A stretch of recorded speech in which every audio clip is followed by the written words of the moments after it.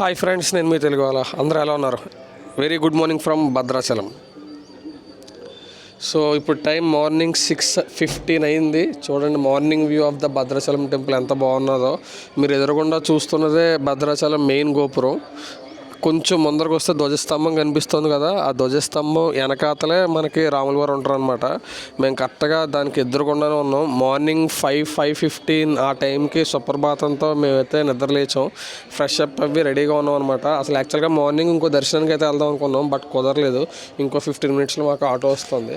So మేము ఇప్పుడు మా సెకండ్ డే ఆఫ్ భద్రాచలం ట్రిప్లో పర్ణశాల, చిన్న అరుణాచలం టెంపుల్, అక్కడ చీతంచల్లి చీరలు ఆరేసుకున్న ప్లేస్, ఇవన్నీ కూడా చూడబోతున్నాం అనమాట. ఆటో అయితే ఒకటి మాట్లాడుకున్నాం మా ఫ్యామిలీ కోసం మాత్రమే. ఆటో వచ్చేసి ప్రైవేట్ ఆటో మాట్లాడుకుంటే 1200-2000 మధ్యలో డిపెండ్స్, అట్లా ఖర్చు అవుతుంది. సర్వీస్ ఆటో అయితే పర్ హెడ్ 200 తీసుకుంటారంట. మార్నింగ్ తీసుకెళ్ళి అరౌండ్ 11-12 ఆ టైం కల్లా రిటర్న్ చేసేస్తారట. సో మేమైతే ఇప్పుడు ఆ ప్లానే మాట్లాడుకున్నాం. మాతో పాటు వచ్చండి, అవి ఎలా ఉంటాయో చూసేద్దాం. సో భద్రాచలం టెంపుల్ దగ్గర నుంచి ఒక ఆటో అయితే మాట్లాడుకున్నాం అని చెప్పాను కదా. ఆ ఆటో ఎక్కేసి ఒక 20-30 మినిట్స్ జర్నీ తర్వాత మేమైతే మా ఫస్ట్ స్టాప్కి అయితే వచ్చాము. ఇది చిన్న అరుణాచలం అని చెప్పి పిలుస్తారు. వెల్కమ్ చెప్తున్నారు మనకి కుమారస్వామి. 20 అడుగుల కుమారస్వామి విగ్రహం ఉంటుంది ఇక్కడ. ఇది మనకి ఎంట్రన్స్ అనమాట. 5 అంతస్తుల రాజగోపురం ఒకటి నిర్మించబోతున్నారు. అది ఎప్పుడు జరుగుతుందో ఇంకా తెలియదు. దానికి సంబంధించి విరాళాలు అవి సేకరిస్తున్నారు ప్రస్తుతానికి. ఆలయం దానికి సంబంధించిన ప్లాను అదైతే రెడీగా ఉన్నది. ఇదిగో మీరు చూడొచ్చు, ఇదిగో ఇక్కడ పెట్టారు ప్లాను.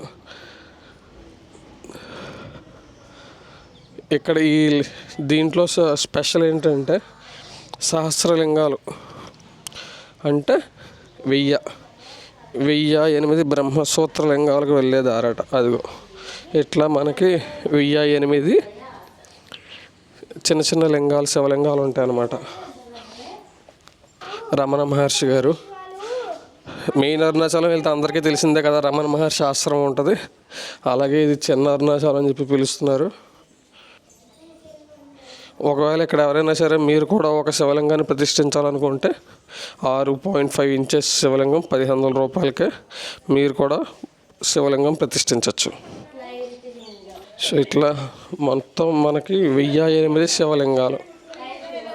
ఇక మోక్ష ద్వారాల నుంచి వెళ్తున్నారు ఇద్దరు. వీళ్ళకి మోక్షం వచ్చేసిందా? అటు సైడ్కి వచ్చేయండి. అలాగా మోక్ష ద్వారం వచ్చేయండి బయటికి. సో ఇది ఉత్తర ద్వార దర్శనం, శివముక్కోటి. ఇదిగోండి, ఇదే బాణలింగం అంట. ఓకే, నాకు తెలిసి బాణలింగం అంటే రావణాసురుడు వినాయకుడు మోసం చేసి ప్రతిష్ఠ జరుగుతుంది చూసారా, ఆ లింగాన్ని బాణలింగం అంటారని ఎక్కడో చదివాను. అది ఎంతవరకు నిజమో నాకు తెలీదు, తప్పైతే క్షమించండి. ఇది పాదలింగం. కింద చూడండి, పాదాల కింద ఉన్నది అది లింగం.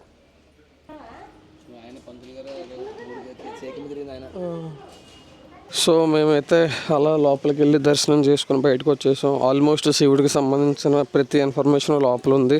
ఇండియా లోపల ఉన్న పంచభూత లింగాలు కానివ్వండి, ద్వాదశ జ్యోతిర్లింగాలు కానివ్వండి, అట్లా మొత్తం ఎక్కడెక్కడ లింగాలు ఉంటాయో వాటి రెప్లికాస్ అన్నీ కూడా లోపలైతే మెయింటైన్ చేస్తున్నారు. టెంపుల్ అయితే చాలా బాగున్నది. ఇలా భద్రాచలం వచ్చి పర్ణశాలకు వెళ్ళే దారిలో అందరికీ కూడా ఈ టెంపుల్ అయితే వెళ్ళే దారిలోనే తగులుతుంది, పెద్ద దూరం ఏం కాదు. అండ్ ఇక్కడ ఎవ్రీడే 11:30-12 ఆ టైంకి అన్నదానం కూడా పెడతారు. సో మనం టెంపుల్కి వచ్చి మార్నింగ్ వెళ్ళేటప్పుడు, పర్ణశాలకు వెళ్ళేటప్పుడు టెంపుల్ దగ్గరికి వచ్చి లోపల మేము ఇట్లా మధ్యాహ్నం భోజనానికి కూడా వస్తామని చెప్తే ఒక టోకెన్లాగా ఇస్తారనమాట. దాన్ని బట్టి ఎంతమందికి వండాలో వాళ్ళు నిర్ణయించుకొని వండుతారు. సో ఒకవేళ ఎవరైనా పర్ణశాల వెళ్ళేది ఉండి ఇక్కడ చిన్న అరుణాచలం దగ్గరికి ఆగితే కనుక భోజనం ఇక్కడ తినాలనుకుంటే ముందుగానే ఇక్కడ చెప్పి టోకెన్ తీసుకోండి, అది మీకు హెల్ప్ అవుతుంది.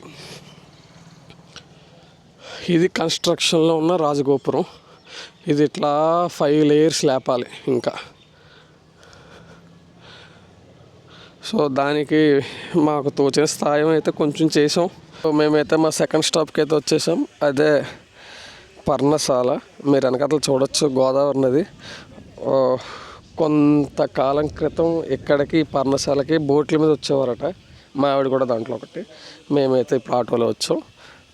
సో ఇదే పర్ణశాల ఎంట్రన్స్. ఇక్కడికి రావాలంటే మేము లోకల్ టోల్ గేట్ దాటుకొని రావాలి. 30 రూపీస్ ఇచ్చాము.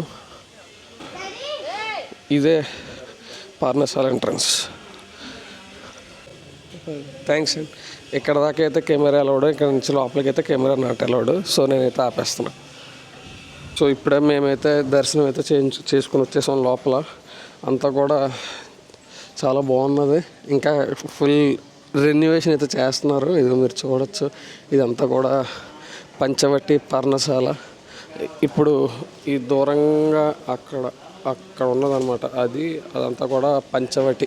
సీతమ్మని ఎత్తుకుపోయింది రావణాసురుడు వచ్చి సీతమ్మని ఎత్తుకుపోయిన ఏరియా అంతా కూడా. అక్కడ దాకైతే కెమెరా అలవలేదు. ఇక్కడ నుంచి చూపించడం తప్పితే నేనేం చేయలేను. ఇక్కడికి వచ్చిన వాళ్ళు ఎవరైనా సరే దాన్ని ట్రై చేయొచ్చు. అంతా కూడా మళ్ళీ రెనోవేట్ చేస్తున్నారు నీట్గా. అక్కడ సీతమ్మ పాదాలు, బంగారు లీడి పాదాలు అలా అన్నీ ఉన్నాయన్నమాట. సో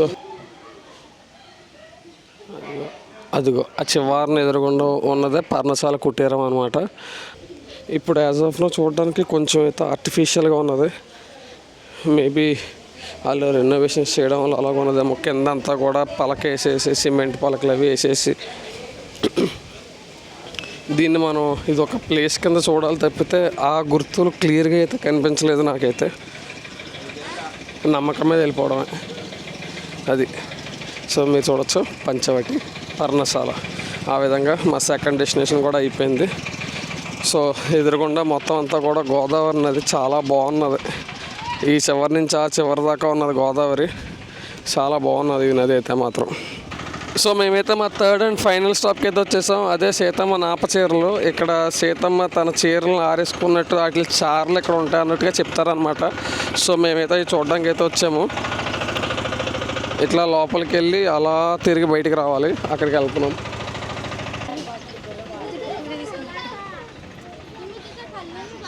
ఎండ ఇంకా అంత ఎక్కువ అయితే రాలేదు. చాలా స్టార్ట్ అయింది అంతే. ఇంకా అంత ఎక్కువ అయితే ఎండ లేదు.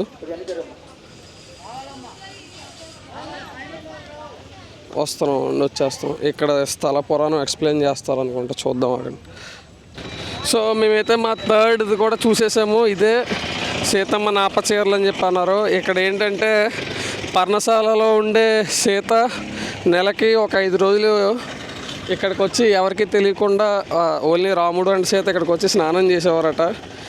ఇక్కడ వాళ్ళు ఆడుకునే ఆటలు, రాముడు ఆరేసుకున్న ఆయన కండువ, సీత ఆరేసుకున్న చీర, ఇంకా అదేంటంటారు పసుపు కుంకుమకు సంబంధించిన రాళ్ళు, ఇవన్నీ కూడా ఇక్కడ పెట్టడం జరిగింది.